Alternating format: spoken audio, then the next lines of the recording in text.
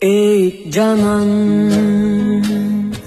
sana küyüş günahımı et kına, seni süyüş günahımı.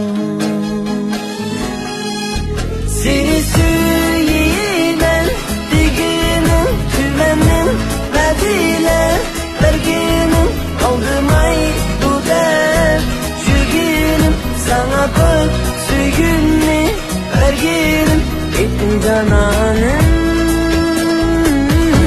nerim hata.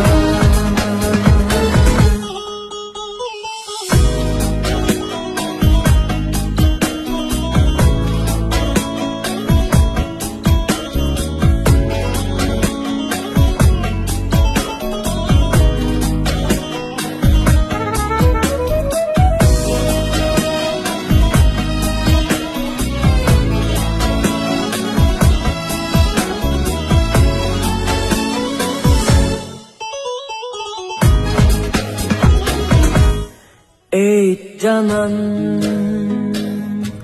kıymışsan mı, sana küydüm. Ey kına,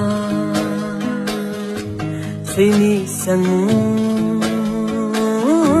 seni süydüm. Ben üçün namratlık günah mı, sen üçün ubaylık muhim mu?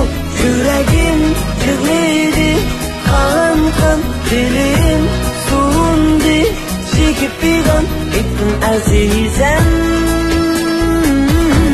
nerim hata.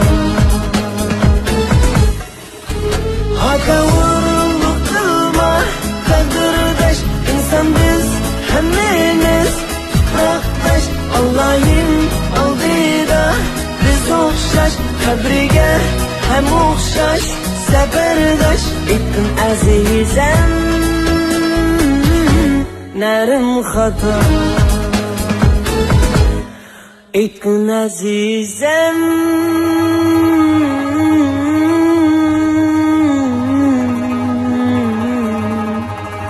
nerim